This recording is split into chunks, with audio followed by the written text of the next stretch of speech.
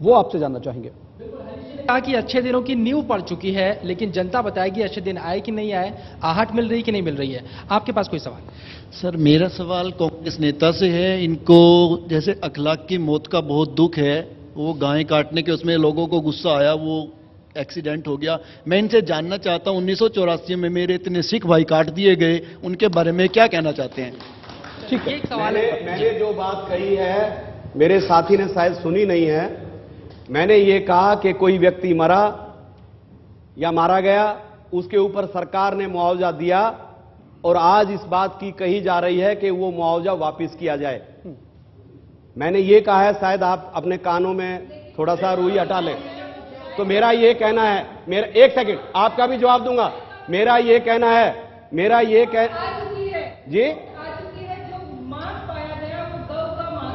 देखिए, मेरा ये कहना है कि वो मांस गऊ का था या नहीं था, पर सच्चाई क्या है कि एक व्यक्ति की मौत हुई, एक व्यक्ति की मौत हुई, सरकार ने मुआवजा दिया, क्या मुआवजा वापस लिया जाए? मैं आपसे पूछना चाहता हूं। सर, क्या गाय कटवाने का मुआवजा देते रहेंगे? गाय कटवाने का मुआवजा कब तक देते रहेंगे? क्या इस देश को इसी तरीके से आप बांटते रहेंगे? आपने 67 के अंदर आवाज उठाई थी कि गो हत्या बंद करो, हमारी सरकारें चली गई थी। 75 में आपने कहा था कि नसबंदी को बंद करो, तो हमारी सरकार चली गई थी।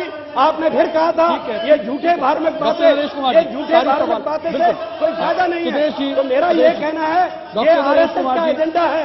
इस देश के अंदर गंगा जमुना तहजीब है, जहां मुस्लिम रहते हैं वहां हिंदू भी रहते हैं। ये आपके साधु संत जो बयान देते हैं, वही बयान आप लोग डॉक्टर नरेश कुमार जी, आऊंगा आपके पास।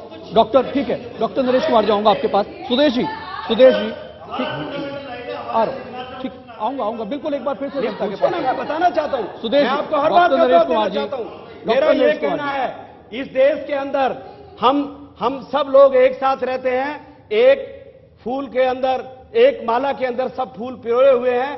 आज ये देश हिंदुओं का भी है, क्रिश्चियनों का भी है, मुसलमानों का भी है, सिख का भी है।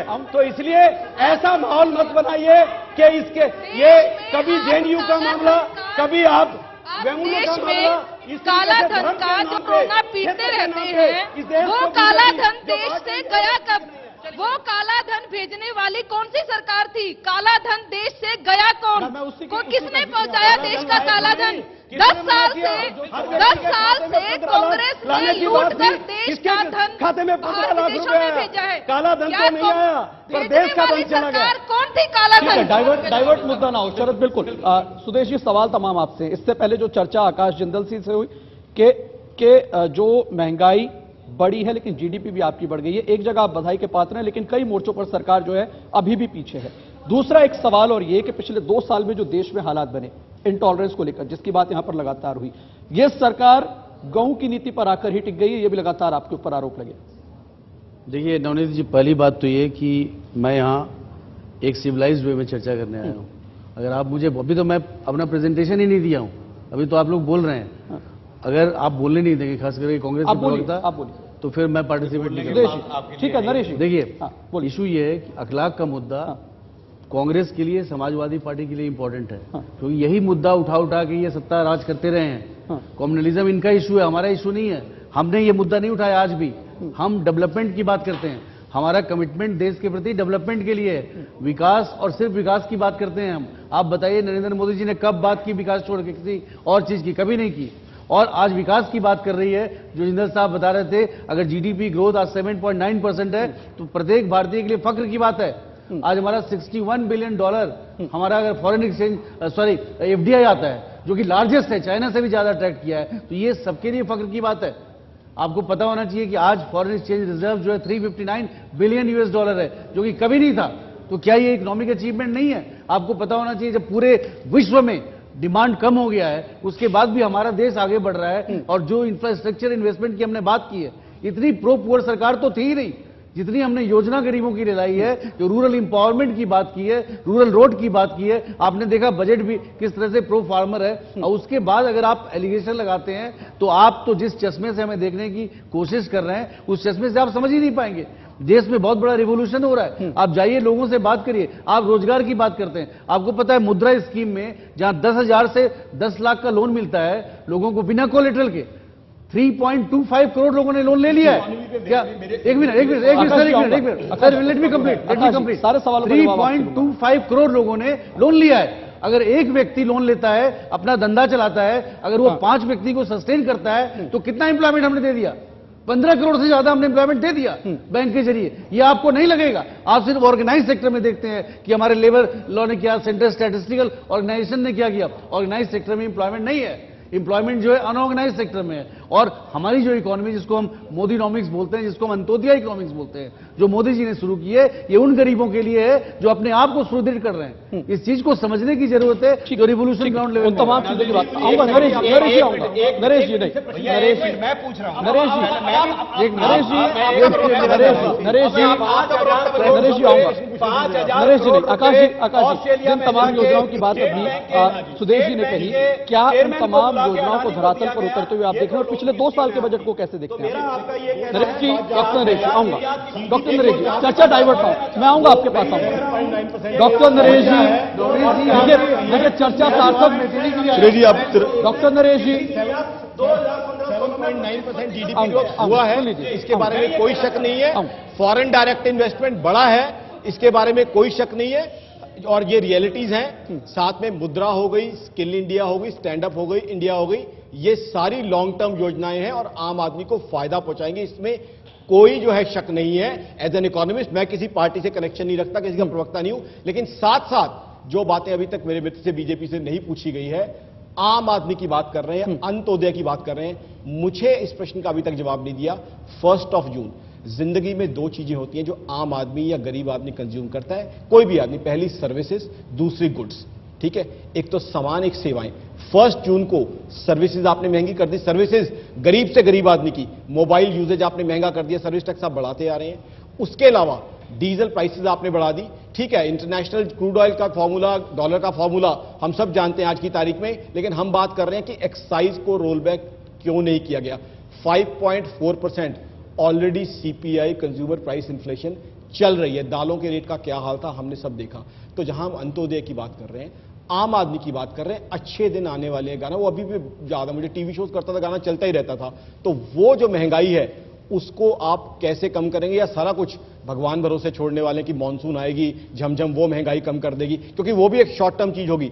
जब तक आप हमें क्लैरिटी नहीं देते कि एक्साइज को कैसे आप रोल बैक करोगे। अब कल को $60 पर बैरल हो गया, जी हाँ, आप कमिटमेंट दे दीजिए, मैं ताली बजाऊंगा उसके बाद। नहीं, ताली की जरूरत नहीं है, मैं अपनी बात को कम्युनिकेट करने के लिए आया हूं। देखिए, इशू ये है, कुछ चीजों में, कुछ आइटम्स में, जैसे दाल हुआ, जिस पर हमारा कंट्रोल नहीं। आपको पता है इंटरनेशनली दाल के डिमांड बढ़े हैं, दाल की अवेलेबिलिटी नहीं है। दूसरे क्रॉप सीजन में दाल जब उगाया जाएगा तो नेचुरली प्राइसेस कम आ जाएगा। अदरवाइज जो भी जाएगा मार्केट में, आप देखिए prices are under control, lowest ever inflation है। इसको तो आप रिकॉग्नाइज करेंगे ना। बिल्कुल नहीं, लोएस्ट एवर। आप एक बात बताइए, एक मिनट, आप एक बात बताइए। आपने बताया, एक मिनट, आपने बात बताया कि हमने स्वच्छ भारत सेस लगा दिया, ये सेस लगा दिया। आप एक बात बताइए कि अगर आप गरीबों के लिए कुछ करना चाहते हैं या कुछ नया इनिशिएटिव लेना चाहते हैं, सरकार के पास पैसा नहीं, सरकार क्या करेगी? आपने देखा कि नरेंद्र मोदी जी वैसे प्रधानमंत्री हैं लाल बहादुर शास्त्री जी के बाद, जिनके कॉल पर 1,13,00,000 लोगों ने अपनी गैस सब्सिडी छोड़ दी कि गरीबों को दो, और उस पैसे से और बाकी जो गैस सब्सिडी गलत लोगों को जाते थे, हमने 14,000 करोड़ रुपया बचाया और पूरे 5 करोड़ बीपीएल फैमिली के वैसे लोग जो कभी गैस का नाम नहीं सोच सकते थे, उनको फ्री गैस कनेक्शन देने की बात हुई। 1 करोड़ से ज्यादा लोगों को दिया जा चुका है। तो उसकी इकोनॉमी की हम बात कर रहे हैं। देखिए, भारत का जो युवा है, मिडिल क्लास है, सेंसिटिव है। अगर उसको हम ये गारंटी देते हैं कि तुम जो पैसा दे रहे हो उसको हम कांग्रेस की तरह गबन नहीं कर जाएंगे, गरीब तक पहुंचाएंगे, तो वो खड़ा रहता है। और भारत खड़ा है नरेंद्र मोदी जी के साथ। ये आपको हर जगह दिखेगा, जितना रीच हमने किया है। अगर आप बात करते हैं जन धन योजना की, बताइए, इंदिरा गांधी जी ने बैंक नेशनलाइजेशन किया था 1969 में, लेकिन क्या गरीब को फायदा हुआ? गरीब को फायदा होने के लिए 40 साल से ज्यादा इंतजार करना पड़ा। किसी नरेंद्र मोदी जी का जो आए और 21 करोड़ लोगों को जनधन योजना में बैंक अकाउंट के साथ जोड़ा, ऐसे लोगों को जो जीरो बैलेंस अकाउंट है, जीरो बैलेंस अकाउंट आपका भी नहीं खुल सकता, हमारा भी नहीं खुल सकता, लेकिन आज खुल रहा है। मान लिया। अब नहीं, डीजल के ऊपर हर खाने पीने का सामान निर्भर करता है। मेरा प्रश्न मैं 3 बार पूछ चुका हूं, चौथी बार फिर आपसे पूछना चाहूंगा, डीजल अगर ऐसे ही बढ़ता रहा और ब्रेंट क्रूड $60 प्रति बैरल हो सकता है, तो वो एक्साइज और उससे हर खाने पीने की चीज, चाहे दूध हो, सब्जियां हो, फल हो, दालें, सब कुछ डीजल के ऊपर निर्भर करती है। नहीं, अब मुझे क्वेश्चन दोबारा पूछ ले, शायद मैं क्वेश्चन समझा नहीं पाया।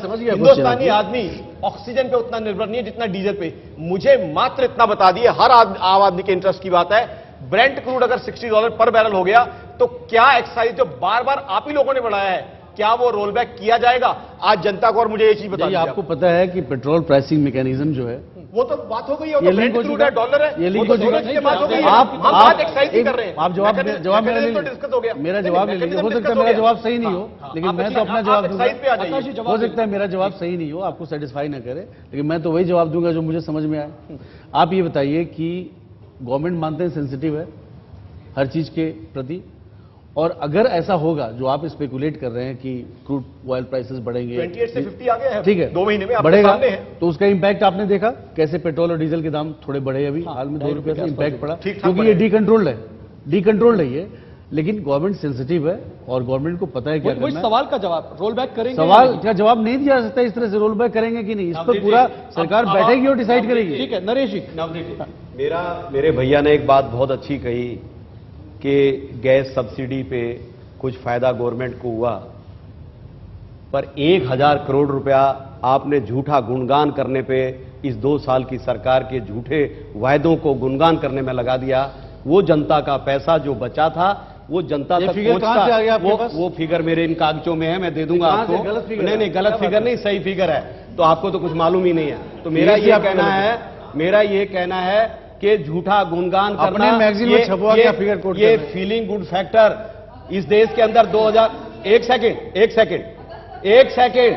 बहन मेरी, 1 सेकेंड, मैं आप ही की बात कर रहा हूं, महिला सुरक्षा की बात तो मैं अभी आ ही रहा हूं। मेरा यह कहना है कि इस देश के अंदर 2004 में भी आपकी सरकार आई थी, आदरणीय अटल बिहारी वाजपेयी जी की सरकार आई थी। ये फील गुड फैक्टर 2 की शुरुआत नरेंद्र मोदी जी ने जो की है, उसका मैं अभी भी हाथ जोड़ के सुदेश जी आपसे कहना चाहता हूं, जिस आशा और आकांक्षाओं से लोगों ने मोदी जी को वोट दिया था, वो चाहते हैं कि कुछ काम करें। ये लच्छेबाजी, जुमलेबाजी और ये सारी बातें ये हो रही है, जनता सब जानती है, वक्त आने पर जनता बता देगी और जनता सब आपसे सवाल पूछेगी, तब आपकी तमाम बातें लगेगी। कोशिश करो इनकी बात का सुदेश बिल्कुल कम, मैं कोशिश करता समय हूं, कम है क्योंकि इनको सेटिस्फाई करना बड़ा मुश्किल है, फिर भी कोशिश करता हूं। देखिए, नरेंद्र मोदी जी के कार्य करने के तरीके को समझिए। पहली बात तरीका है नरेश जी सुन लीजिए, नरेश जी सुन तो लीजिए ना, सुन तो लीजिए, आप उसके बाद बता दीजिएगा क्या तरीका है। सुन तो लीजिए, अरे सुनिए तो सही। 1 सेकंड, 1 मिनट। उनका तरीका ये है, ये बोलने की कैसे उनका तरीका ये है 2G। मोदी जी जो कहे, अमित शाह जी जो कहे, चलिए ठीक है, सुन लीजिए ना। और अडानी और अंबानी वो बढ़े, नरेश जी समय नहीं है, ठीक है। आकाश जी वो तरीका नहीं है उनका। इंफ्रास्ट्रक्चर इतना ग्रो कर रहा है, इंटरनेशनल ग्लोबल, ठीक है नरेश जी। आप ही ने कहा महंगाई बढ़ गई। मैं दोनों चीजों को एनालाइज कर रहा हूँ, अच्छी चीज को बुरी चीज को। आप क्या कर रहे हैं, अचीवमेंट्स को तो मान नहीं रहे हैं। अच्छा आप ये बताइए, क्या बाहर की डील करके आए हैं, रोजगार चाहिए, क्या रोजगार बढ़ेगा, तो आपको दिख नहीं रहा है, रोजगार नहीं मिला। 1.84 रोजगार के काम हो रहे हैं, 1.84 लाख लोगों को रोजगार दिया है, 2 करोड़ रोजगार देने की बात की थी। क्या रोजगार युवा पूछ रहा है, मैं बता रहा हूं ना आपको, आप बात कर रहे हैं, मैं आपको जवाब दे रहा हूं। किसान बीच मैं जवाब दे दीजिए, आपको जवाब दे रहा हूं। आखिरी प्रतिक्रिया नहीं, आखिरी प्रतिक्रिया सुदेश जी कम शब्दों में चाहूंगा। नवनीत जी, कम शब्दों, सुदेश जी बहुत कम शब्दों। नवनीत जी, ठीक है। देखिए, आपको पता होना चाहिए, जोर से बोलने से आप फैक्ट्स को नहीं जुटला सकते।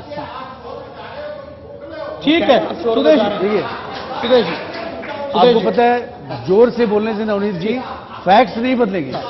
फैक्ट्स हमारे साथ है। मैं सिर्फ ये बताने की कोशिश कर रहा था कि जरूरत है। देखिए, हमने इसको सेलिब्रेशन नहीं बोला, हमने अकाउंट्स दिया है कि 2 साल हमने क्या किया, और अकाउंट्स हम जनता में जाके देंगे। ये हमारा गट्स है कि इसके बाद भी हम जनता जाते के हैं। बीच आएंगे और आप, ये ठीक क्या है। करते हैं, ये प्रेस कॉन्फ्रेंस करते चोपड़ा हैं। जी, आखिरी प्रतिक्रिया आपसे। एफडीआई की यहां पर बात हो गई, इंटॉलरेंस की यहां पर बात हो गई, इन तमाम मुद्दों पर सरकार को आप कहां देखते हैं? देखिए, जहां तक असहिष्णुता का सवाल है, इस पर बहुत राष्ट्रव्यापी चर्चा हुई, बहुत कुछ बोला गया, लेकिन मुझे लगता है कि कुछ साहित्यकारों का एक कल्पित दैत्य खड़ा कर दिया गया है सहिष्णुता के नाम पर।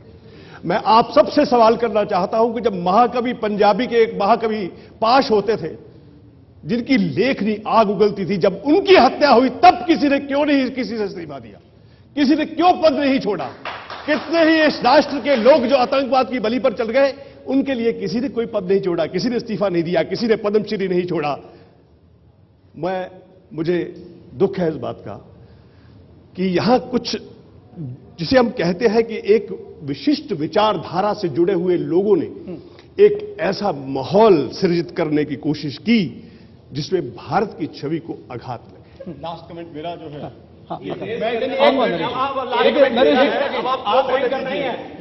नरेश जी,